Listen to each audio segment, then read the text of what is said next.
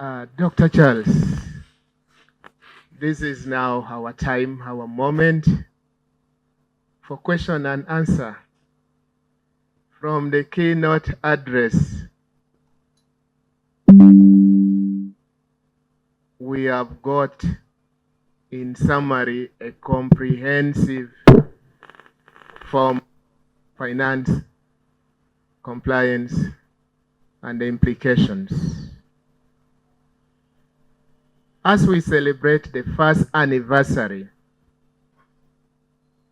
to a coffee farmer there in Mbende, to a shopkeeper in Kikubu, what is financial compliance?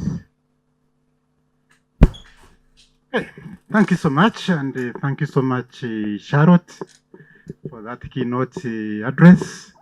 And you have made my work very easy to respond to the questions that now Robinson has posed to me, because some of the answers are in your keynote address. To a farmer, to somebody in Ichikubo, I would look at compliance basically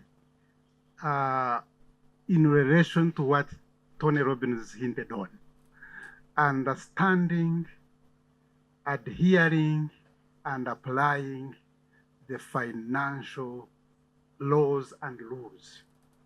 Now, when you talk of those, they become complicated terminologies. But I want to look at it in the context of 5 aspects. The first is the law of earning. The law of earning talks about understanding that money comes from only 2 sources, a good or a service.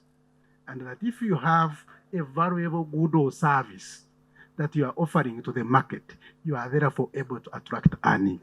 And anybody who wants to attract earning must understand the law and comply with that law of earning.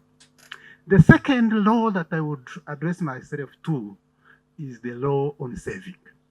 That you need to put some money aside towards certain causes. And the Bible makes it clear when it talks about the 7 years of harvest and the 7 years famine or scarcity.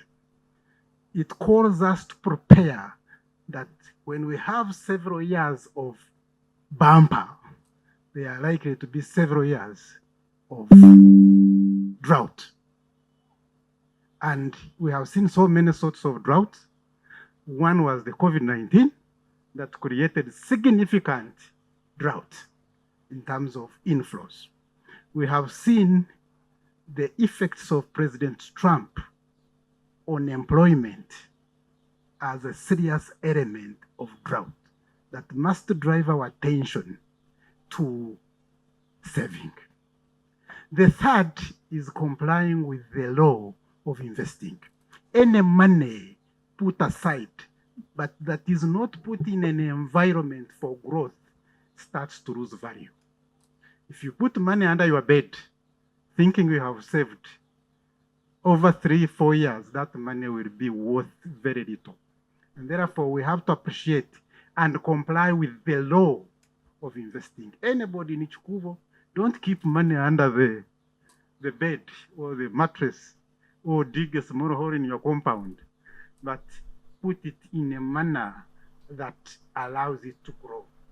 Further, when you look at that from the context of the Bible, you look at it from the talents. Several people were given some money, and only one was able to grow it. And all the other money that was given to other people was withdrawn and actually gave it to only one who had invested it. So it calls upon us to pay attention to the law of investment. The fourth aspect is the law on giving. The law on giving is not explained scientifically, but there is some magic behind it. When you check, you will find all successful companies are actually contributing to social causes. when you check, all successful individuals are actually giving to social causes. The magic behind is such that when you go out to find out where the gaps are, you start to think deeper on how to address that challenge, and therefore facilitates you to grow. So the law on giving is a law we must adhere to. And finally, I want to address myself to the law of protecting wealth, law of protection. It is very, very easy to spend and lose money, but it is very hard to earn.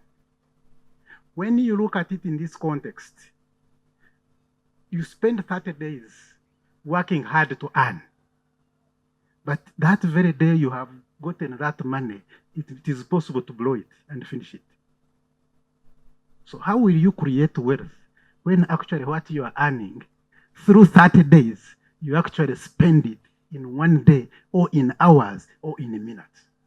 So for me, compliance to an ordinary person is understanding the rules and laws around money. Thank you.